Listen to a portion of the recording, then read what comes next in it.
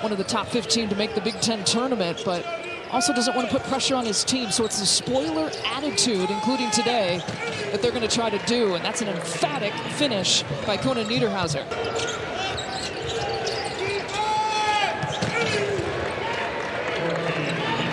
And how much he loves being here in Minneapolis and representing the Gophers.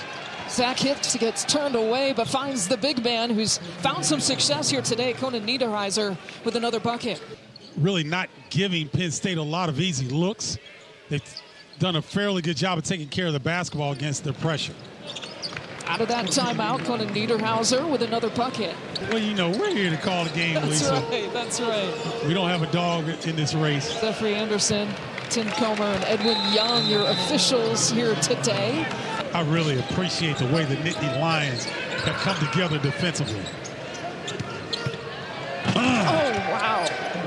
Konan Niederhauser is not the highlight of the first half, Stephen Bardo. This is. Well, Niederhauser, look out below, ladies and gentlemen. Big fella on the move, catching his stride. They've turned the ball over a few times, Lisa. They've not gotten clean looks at the bucket. And they've had some major droughts. The latest right now, a drought of about 6 minutes. Penn State pressed into being an offensive threat. Good job there. Late shot clock duress. Konan Niederhauser. You know, those scores, they need to see one go down.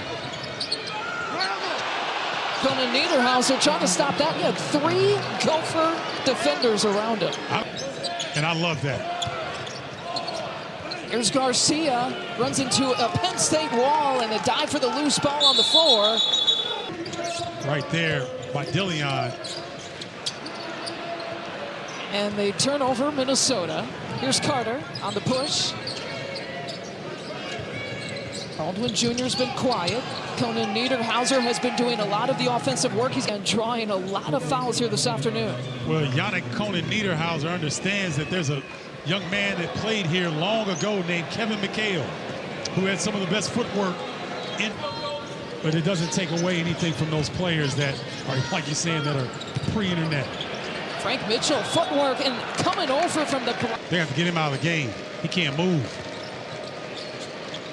Oh, that's a pretty move. Oh, he gets his own miss and pushes it back. Konan Niederhauser is putting together a really good second half.